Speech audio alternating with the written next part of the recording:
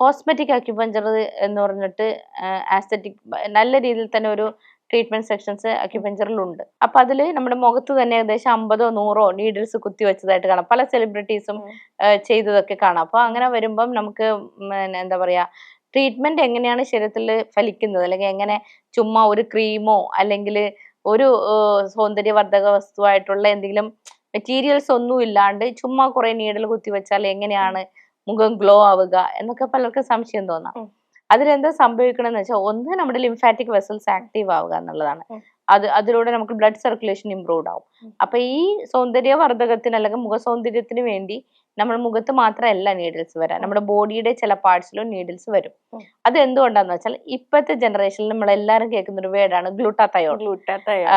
അപ്പൊ ആ ഗ്ലൂട്ടാത്തയോൺ കുത്തിവെക്കുക, അപ്പൊ വെളുത്തിട്ട് പാറുക എന്ന് കേട്ടിട്ടില്ലേ? അപ്പൊ പലരുടെയും കൺസെപ്റ്റ് കറുത്ത ആൾക്കാർ മോശവും വെളുത്ത ആൾക്കാർ നല്ലതും. അപ്പൊ കളറിനെ വെച്ചിട്ട് മീൻസ് നമുക്ക് അതൊരു ഇൻസൾട്ടിങ് ആവുന്ന രൂപത്തിൽ പോയിക്കൊണ്ടിരിക്കുകയാണ്. അതെ അതെ അതെ.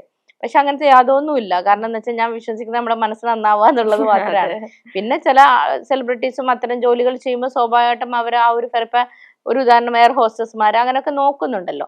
അപ്പൊ അങ്ങനെയുള്ള ആൾക്കാർക്കാണെങ്കിൽ ഈ പറഞ്ഞ പോലെ ഈ ഗ്ലൂട്ടാത്തയോൺ എന്ന് പറയുന്ന സാധനം actually that is A enzyme. ആ എൻസൈം പ്രൊഡ്യൂസ് ചെയ്യുന്നത് ലിവറിൽ നിന്നാണ്. ലിവറിനെയാണ് നമ്മൾ എന്ത് ചെയ്യേണ്ടത്, ബൂസ്റ്റ് ചെയ്ത് കൊടുക്കേണ്ടത്. അപ്പൊ ആ ലിവറിനെ ബൂസ്റ്റ് ചെയ്യാനുള്ള ലിവർ സ്വമേധയാ പ്രൊഡ്യൂസ് ചെയ്യുന്നതാണത്. അതൊരു ഡീടോക്സിഫിക്കേഷൻ ഓർഗൻ കൂടിയാണ് ലിവർ എന്ന് പറയുന്നത്. അപ്പൊ ആ സ്വമേധയാ ഉള്ള ഈ പറയുന്ന ഗ്ലൂട്ടാത്തയോണിനെ പ്രൊഡ്യൂസ് ചെയ്യാനായിട്ട് അക്യുപഞ്ചർ പോയിന്റ്സ് ഉണ്ട്. അതേപോലെ തന്നെ കൊളാജന്റെ അളവിനെ കൂട്ടാൻ പറ്റും. പിന്നെ നമ്മുടെ ഈ ഫേസിലെ സ്കിന്നിന്റെ ഇലാസ്റ്റിസിറ്റിനെ കറക്റ്റ് ചെയ്യാൻ പറ്റും. പിന്നെ അതേപോലെ കുറെ ആൾക്കാർക്കുണ്ട് ഡാർക്ക് സർക്കിൾസ്, പിഗ്മെന്റേഷൻ, പിന്നെ അതുപോലെ തന്നെ ജോ ലൈൻ കറക്ഷൻസ്, സാഗിങ്, കഴുത്തിലെ ഒക്കെ മസിൽസ് സാഗ് ചെയ്ത് പോകുക, ഫേസ് സാഗ് ചെയ്യുക, ഡബിൾ ചിന്ന്, ഇങ്ങനെയുള്ളവർക്ക് ഒരു ഗ്വാഷ തെറാപ്പി എന്ന് പറഞ്ഞൊരു സംഭവമുണ്ട്. ഗ്വാഷയും ഉണ്ട്, സിലിക്കോൺ കപ്പും ഉണ്ട്.